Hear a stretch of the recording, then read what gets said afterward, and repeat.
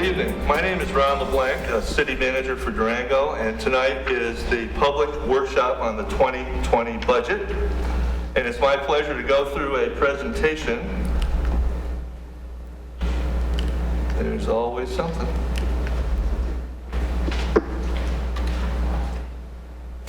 And the purpose of tonight's presentation is to provide an overview on the budget process and to solicit input which can be informative to the budget process. So we want to hear from the public any ideas and thoughts and suggestions. The budget process has several steps, and first step is council goals, and the city council has been meeting and had two retreats, and the council goals are now being formed. But unlike previous years, we do not have the council goals in place, so we're going to have to work under those circumstances. The public workshop today is to get the input before the budget is finalized, and then for the remainder of this month into September, we will be putting a budget together. The city charter requires the city manager to present a balanced budget to the city council, and the budget is adopted on the 3rd of November.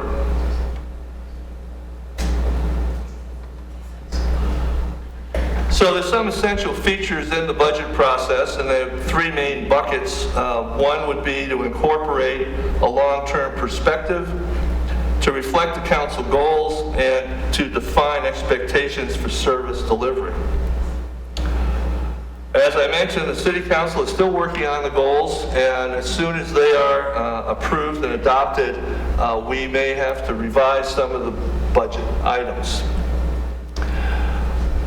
There are some tough decisions, and you probably have heard us use the term wicked problems.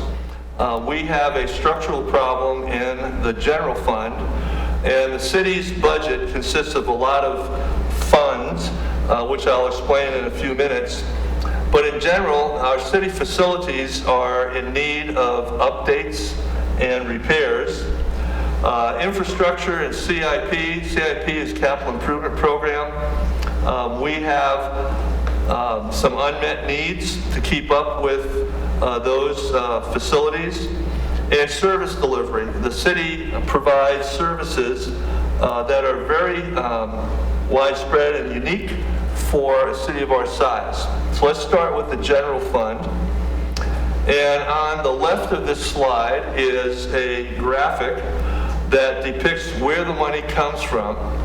Our sales tax is the greatest revenue source, and that's about 41% of the general fund budget. Property tax is 6.9%. Property tax is very, very low in Durango, and that's why that bubble is so small. And then other taxes, like franchise fees are 3.7%.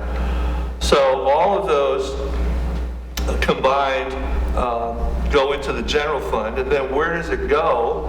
The largest component would be public safety.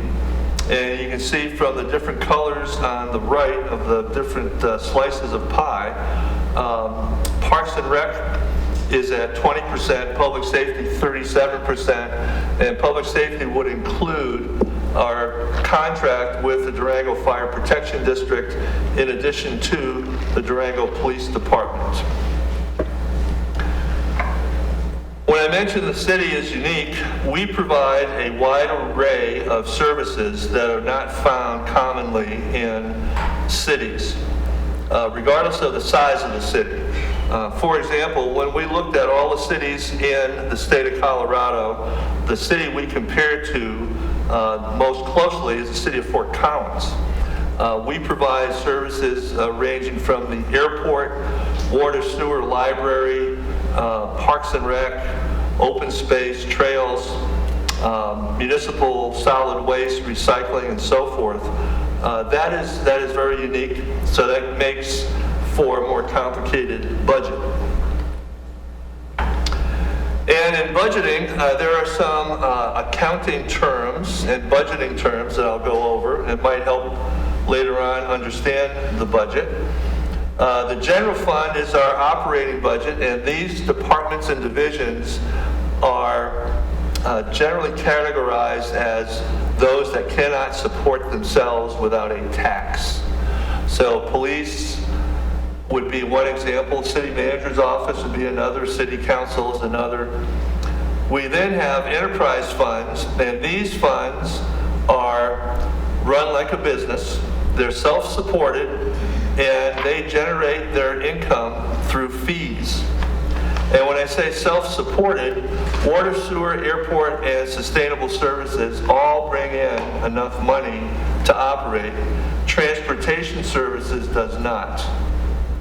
Special revenue funds are legally restricted sources of revenue that can only be spent on the purpose that the voters decided. So we have 3 special revenues in the general fund, and they are the 2005 sales tax, the 2015 sales tax, and most recently the 2019 half-cent tax that is dedicated to streets and sidewalks, alleys, and so forth. We have the Durango Tourism Fund, which is the lodger's tax. We have a 2% lodger's tax, and that can be spent on a limited number of activities, including marketing, parking, transit, an event center or community center, and what's the other one? There's one more in there. And then we have internal service funds, and these are set up to help us manage a little more efficiently. We have a vehicle replacement fund that we also call CERF, C-E-R-F, and risk management fund, which is our insurance and loss control program. So when we have enterprise funds, you take the fees and the charges and the grants, and that equals the available revenue. So those people who use and consume those services are paying through fees for those services. And by fund, the general fund within our total budget is the largest. Enterprise funds have 22%, internal service funds 22%, special revenue funds 7%. And that's based on the current 2019 budget. General fund is where we spend most of our time discussing priorities, and taxes are the largest component of the revenues at 72%. We have a city sales tax that is now 3.5%. We have other taxes and property tax, other taxes at 9% and property tax at 5%. And then all the other slices of pie are smaller, considerably smaller, like licenses and permits, intergovernmental, fines and forfeitures, and so on. The basic formula for a tax is the base times the rate equals the revenue. So if I go into City Market and buy a loaf of bread, the base is the loaf of bread at $1, and the tax rate would be the city, county, and state taxes that are applied to that. And right now that is 8.2%, I believe, total tax. 8.4. 8.4%. I'm not going to get into these details because those charts are hard to read in the audience. But on the left, the sales tax revenues percent of change. The message we're trying to convey there is month to month, sales tax is volatile. And we refer to sales tax as an elastic revenue. And elasticity means that we have to remain vigilant and nimble. So if we see a trend in sales tax, particularly a downward trend, we should react immediately by adjusting the expenditures. A good example of that would be last year, June 1, the 416 fire began, and we went for 45 days on a high alert status. That caused the downtown to suffer, and anything that had to do with tourism and visitation went down. That caused us to rethink our expenditures as well. The chart on the right shows several years. Each column is a different year, and the bar on that histogram that goes across is the average. So if you look at those months, January is the month that we receive the greatest amount of revenue. So January is when the December sales come into the treasury. And if we have a good winter and they're skiing before New Year's, that usually portends a good year in the winter. We are a resort community, but not like a resort community that depends on skiing entirely. Our summer is stronger than our winter. And we belong to the Colorado Association of Ski Towns. If you were to compare this chart with other ski towns, you will see their summer business is not as robust as ours is, but their winter business is. The Great Recession started in the fall of 2008 and put us in a situation of having to make some severe cuts. I arrived in January of 2008, and we started cutting, I think, in September, which was my welcome to Durango. And I believe we cut 37 positions in the general fund. And the city council at that time was willing to make changes. And then as we were able to add back, we added back different positions, positions that were better suited for our needs and for the future. So where does the sales tax come from? During the 416 fire and during the Great Recession, the one thing we can count on is steady revenue in restaurants, taverns, and liquor stores. And I would also say marijuana. Those things don't really change much if we're having a fire or a recession. I guess Durango likes those things. So we have a pretty good balance here between department stores and grocery stores, hardware and lumber.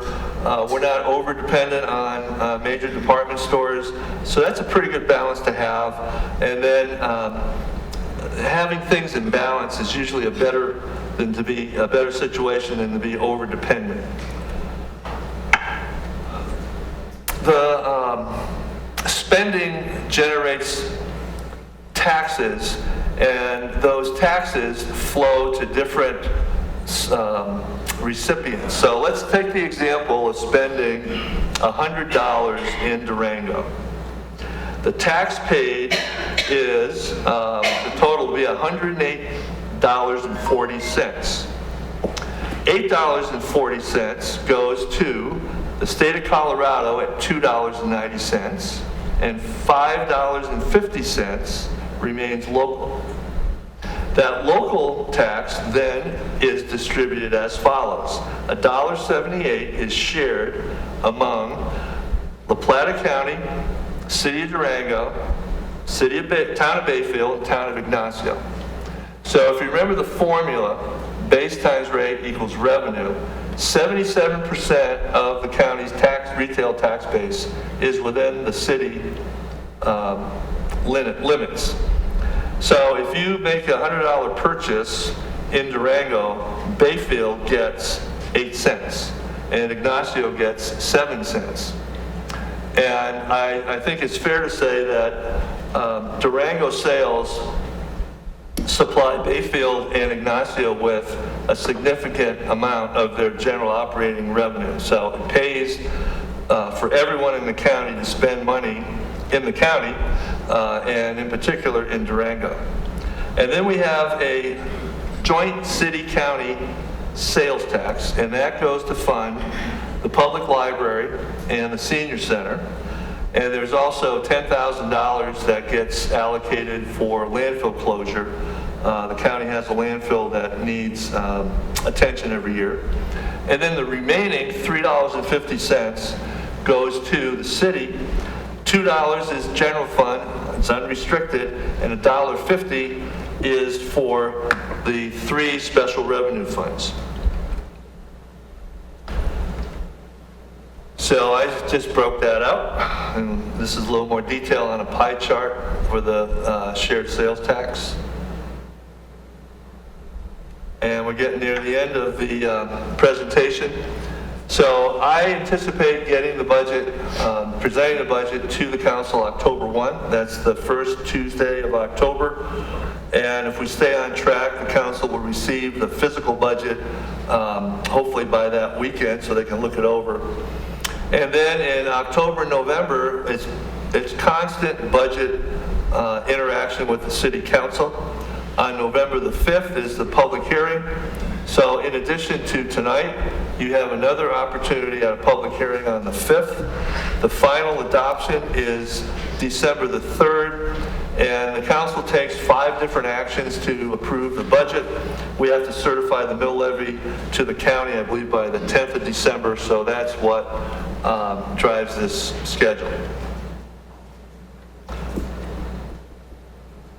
And then if anyone wants to have a comment, they can send it to the city manager, the mailing address 949 East 2nd Avenue, or they can email at citymanager@durangogov.org. It would be really good to have the comments by August 28th because at that time we're still changing the draft budget. After Labor Day, we go into a more of a production mode, and it gets harder to receive new information that would change the budget. And at any time, you can communicate with a member of the city council by emailing or phone call or coming in to the mayor has office hours on Mondays at noon, I believe, and you can check our website for what times she will be present. And we welcome all comment.